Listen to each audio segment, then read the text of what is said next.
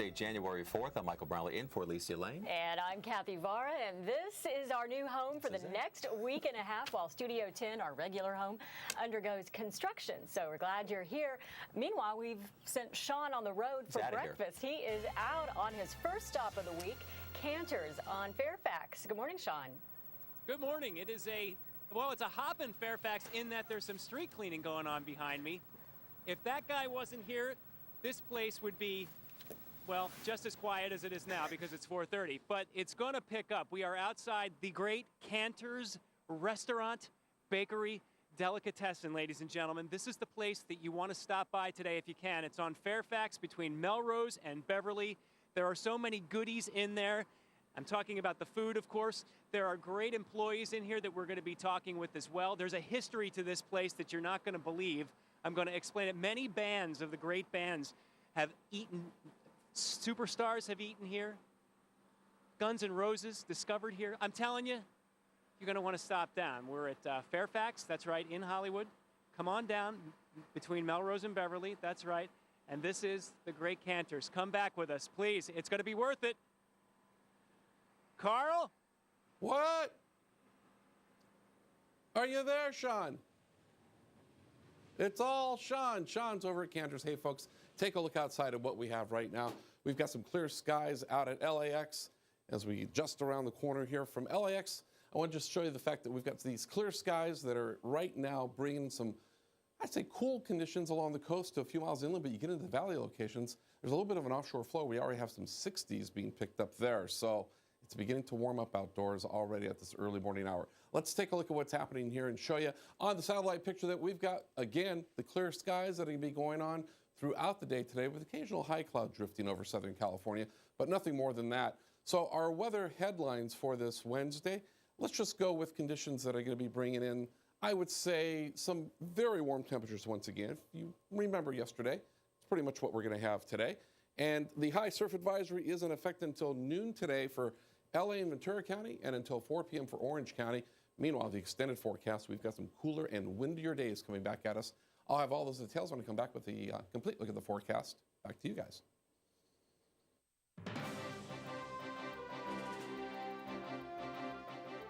Closest race in Iowa caucus history, and it wasn't decided until this morning. All evening, the lead went back and forth between Mitt Romney and Rick Santorum, but it wasn't until just hours ago that the nod finally went to Romney by just 8 votes. Here are the final numbers out of Iowa. Mitt Romney and Rick Santorum both show around 25%, with Romney squeaking ahead by that razor-thin 8-vote margin.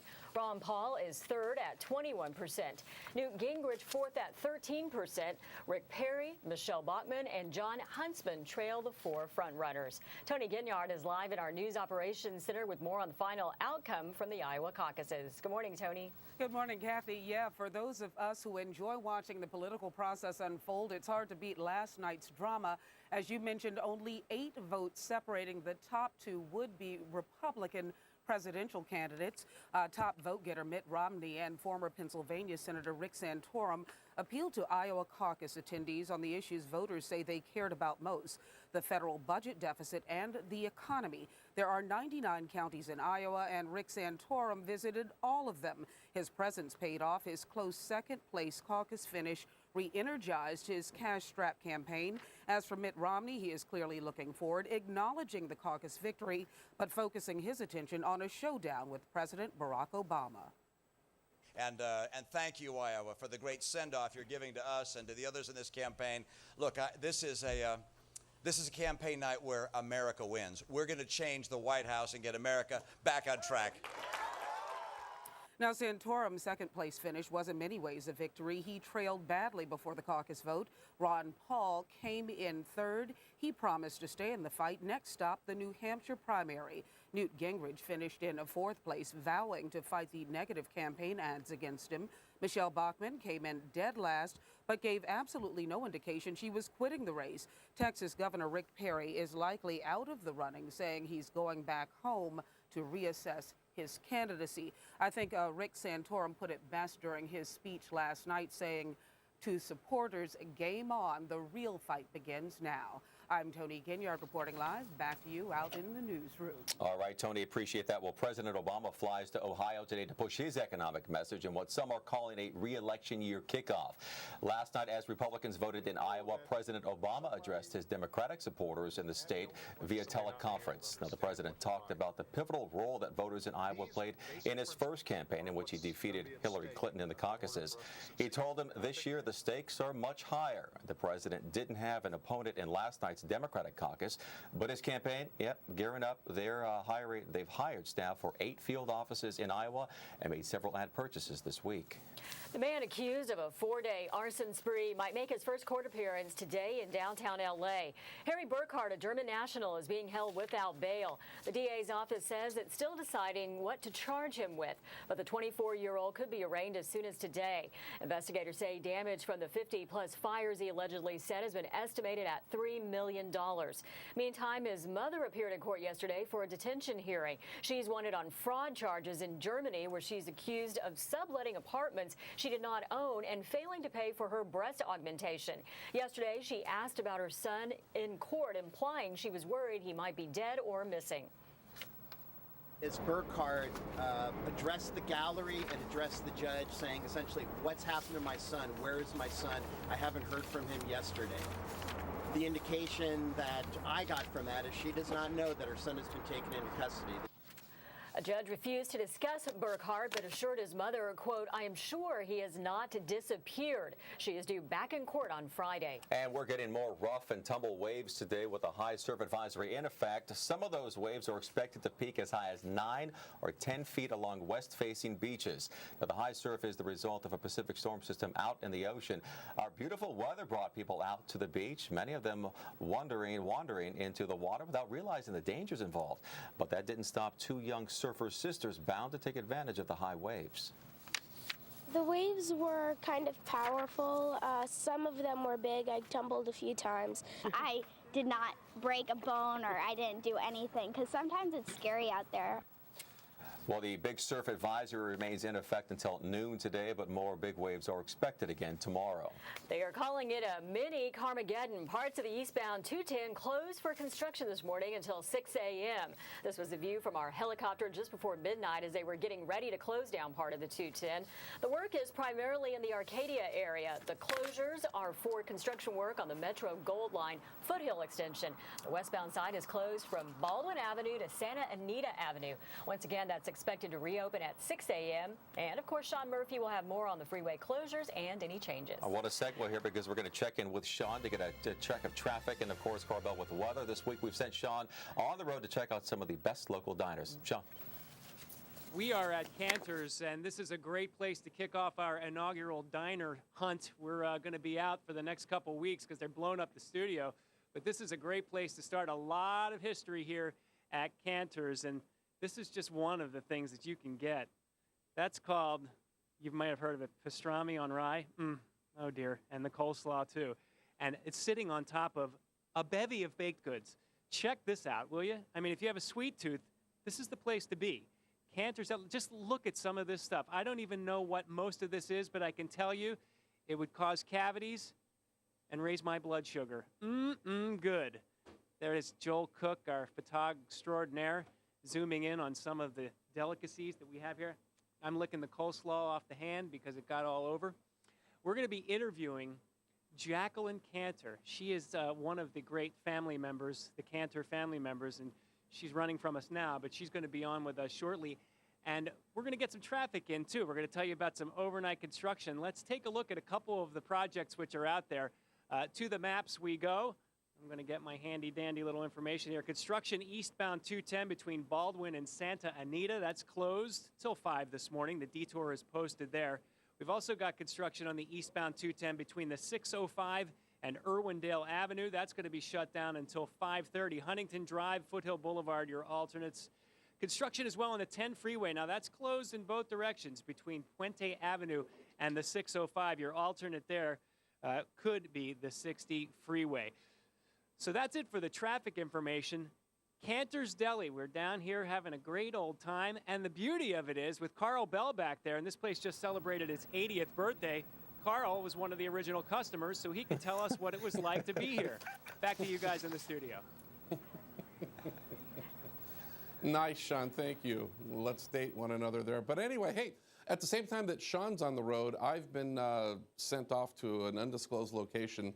It's probably going to become part of the witness protection program real soon here. Nobody knows where I am. But when they do find out where I am here in this closet, it's pretty amazing how we can put together all the equipment and make it still look seamless to you folks at home, of course, until we compound it and tell you about it. But anyway, outside, clear skies, and temps are beginning to warm up across Southern California already. Let's take a look at some of these temperatures across the Southland right now, mostly into the 40s across the mountains. But what I mean warm, take a look at this. We've got some 60s out there like in Oxnard and Simi Valley, and that's a true 68-degree reading in Simi Valley. A little breeze going on there, an offshore wind, and it's already picking up temps. Meanwhile, downtown about 57 degrees. Cloud futurecast, nothing along the coast in terms of the computer model saying low clouds and fog, at least not just yet. And as we head through the remainder of the day and into the afternoon, clear skies, nothing drifting toward us until the last few frames there. You start seeing some clouds drifting in from the southwest, but that's not going to amount to a whole lot other than just a beautiful sunset. Meanwhile, the update on the high surf advisory for our west-facing beaches, still pretty high, but it's going to subside this afternoon. 5 to 9, occasional sets a little bit higher than that for LA and Ventura County. Orange County 3 to 6, and again, occasionally a higher set. But the high surf advisory is going to expire at noon for LA and Ventura and about 4 o'clock for Orange County. But then it comes right back at us one more time tomorrow with sets now 10 to maybe 15 feet across our west-facing beaches. I'll have more details on that and I'll look at the extended forecast when I return from my undisclosed location in just a few minutes. Back to you guys. All right, Carl, appreciate that. Well, the royal murder mystery continues. What investigators are now saying about a body found on Queen Elizabeth's estate. Plus, hazmat teams comb an Orange County park will tell you what they were hoping to find. It's 4:41. Welcome back to Today in LA. It's 4:44 right now. 3 children and an adult are under observation at an Orange County hospital after they had some type of allergic reaction while playing at a Fullerton park. A hazmat team scoured Olive Park trying to determine the cause of the reaction. They also inspected a nearby home in hopes of finding out where the incident started. City workers washed down the playground equipment and surrounding sidewalks, but authorities have no idea what prompted the reaction. And smoldering embers are blamed for a Christmas Day fire that killed 5 people in Connecticut, and now it appears the embers were purposely removed from the fireplace so the children wouldn't worry about Santa coming down the chimney. Before going to bed, the ashes were removed from the fireplace and put in a bag. Authorities say that bag of discarded ashes started the deadly fire. 3 children and their grandparents were killed. A funeral service for the girls will take place tomorrow. A body found on an estate owned by the royal family. What investigators are now saying this morning. And just in time for the new year, the diet's designed to help you lose a few inches. We'll break down the best weight loss plans. Time right now, 4:45. Welcome back to Today in LA. There is a murder mystery at one of the estates owned and often used by the royal family in Britain. A woman's body was found on the grounds of the estate. The body was found less than 2 miles from Queen Elizabeth's official residence at Sandringham Estate. Police have not identified the woman, but they do believe she was murdered several months ago. The estate is about 31 square miles, and some of that area is open to the public. The royal family is not implicated in the crime. All right, so we've asked viewers to tell us about the best diners in the area, so we could send Sean to check them out. And this morning's first stop is Cantor's in the Fairfax district, and I hope you have a good appetite this morning, Sean. Oh, you better believe it. We've got a little treat for you folks if you come down here. We'll explain that in a second, but I'm here with Jacqueline Cantor. She's a member of the Cantor family royalty. Tell us about this place. Give us a little history. Who's been in here? Well, years ago it was Marilyn Monroe and Arthur Miller and those Cary Grant and the old celebrities, and now it's a different generation. Leonardo DiCaprio, the Red Hot Chili Peppers, Slash from Guns N' Roses. It's a hipper crowd now than it used to be. And of course us. And of course you. Now the Guns N' Roses folks, they got a book going here. What's this all about? Well, Guns N' Roses, my brother knew them from the start. He wrote a book about them, and Slash used to actually work here. What? Slash waited tables? No, he actually used to go through the checks. Oh, I bet he did. Yes. We got a good start there. I see that signed copies are $26.95, slightly damaged cover signed copies. that the band has had their hands on, 1695. So this is a really cool little piece of history about this place as well. And also the wallflowers started here in the kibitz room with Jacob Dylan, and also Nicolas Cage met his wife here, his first wife here in the kibitz room. Didn't work out though, right? Apparently not. But it's not your fault. Not my fault. Absolutely not. Well, she's going to be with us all morning long. Jacqueline's going to be giving us some more of the history. You mentioned the kibitz room. We took a look at that. That's pretty cool. That's very interesting. There's a no cover charge, and every night it's a different venue, different bands play every night. You said people come here from the airport, they head right here, and yeah, believe it or not, a lot of customers come here straight from the hospital. They also come here straight from the airport. It makes them feel like home again. You know, the important thing is that they come here from the hospital and they don't leave here and have to go to the hospital. That's true. Because the food is so darn good. All right, let's do some traffic. We've got some more of that construction for you of the overnight variety. We're about to wrap up a project here on the eastbound 210 between Baldwin and Santa Anita. That detour is posted for the riders. Construction on the East 210 from the 605 to Irwindale. They've been doing a lot of work up there on that 210. That's closed until 5:30 this morning. Foothill Boulevard, Huntington Drive, an alternate, and construction on the 10 freeway. We had the closure on both sides between Puente and the 605. The 60 freeway is your alternate. Well, coming up, we're going to head over to the little deli area. We're going to be taking a look at some of the delicacies there. We're waiting for some folks to come down. And oh, by the way, freebies what? We decided for anybody that comes and mentions that they saw this on the news this morning, we're going to give them some delicious chocolate chip arugula from the bakery. Come on down. Come on down. Michael, Kathy, back to you. Don't tempt us. Yeah, believe me. I have a break here in a little while. I might come on down. Thanks a lot, Sean. All right, time now to check out the weather. And for that, we turn to Carl Bell. Good morning, Carl. Good morning, Kathy. Good morning, Michael. Good morning, everybody. We have clear skies across the area. Could be a few high clouds drifting over the Southern California region later this afternoon, but other than that, another day of perfection here across Southern California. Take a look at some temps right now that we have outdoors for you. And mostly, we're talking about some 60s around downtown, 40s around the Inland Empire. As we work our way out toward the west, you've got 60s in Simi Valley and in Oxnard. All right, so the cloud future cast, next 24 hours. Clouds, low clouds and fog, something to change things up. Not a chance. Low clouds and fog staying well offshore. Toward the afternoon and evening, we'll start seeing a few high clouds later on tonight into the early morning hours tomorrow. Start drifting up from the southwest over Southern California.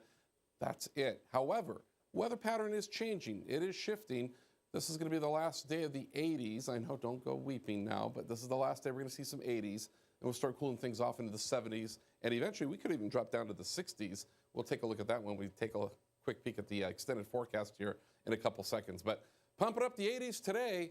88 Pasadena, 85 Northridge, 83 Ojai as we head up the coast, 70s in Santa Barbara. Extended forecast looks like this. Daytime highs out of the 80s, and then we start cooling things off and bringing in some 70s. We could even hit some 60s around downtown come Saturday. We'll get an onshore flow, cooler temperatures, a little bit of low clouds and fog coming back at us. But for the weekend, other than a little bit of wind picking up here and there, it's not going to be too bad across the mountains and deserts. Daytime highs there into the 50s for the mountains, 60s, high deserts, 70s across the southern deserts. Kathy, over to you. All right, not too bad. Thanks a lot, Carl. And just in time for people who made a New Year's resolution to lose weight, U.S. News & World Report released its list of the best diets of the year. Nearly 24 nutrition experts weighed in and rated diets in several categories. The best overall diet went to the DASH diet. While the name may not sound familiar, you probably recognize the fundamentals. It stresses fruits, vegetables, whole grains, lean protein, and low-fat dairy, while staying away from fatty, sugary, and salty foods. As for overall weight loss, Weight Watchers came in first on the list. Jenny Craig, Biggest Loser, and the Raw Food Diet all tied for second. By the way, the easiest to follow, that title went to Weight Watchers. All right, well, Starbucks, yeah, they're at it again. Another price hike on the horizon. That's coming up. Oh, they're hurting us, aren't they? Us on the morning show. Plus, we have highlights from late night.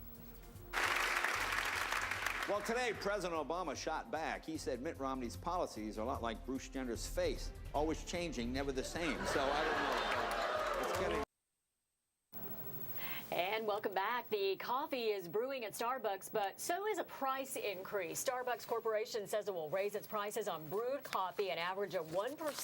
That's about 10 cents. The Seattle-based chain blames rising coffee prices for the increases. But Southern California has been spared from the price hike. The increases will be felt in cities such as Boston, New York, Washington, D.C., and Albuquerque. Okay, kind of buried the lead there, huh? I know, right? So drink up. Now it's time for a few laughs. Yeah, here's a look at the highlights from late night. How about the Rose Parade? I mean, honest to God, New Year's Day, the Rose Parade, nothing like marching bands with a hangover. You know what I mean? Like, oh my God, please, make them stop. No. Ah. Do people still make New Year's resolutions? I feel like the advent of the triple-double Oreo put an end to those, but I could be wrong. My resolution this year is to do everything I can to help Kim Kardashian finally find love.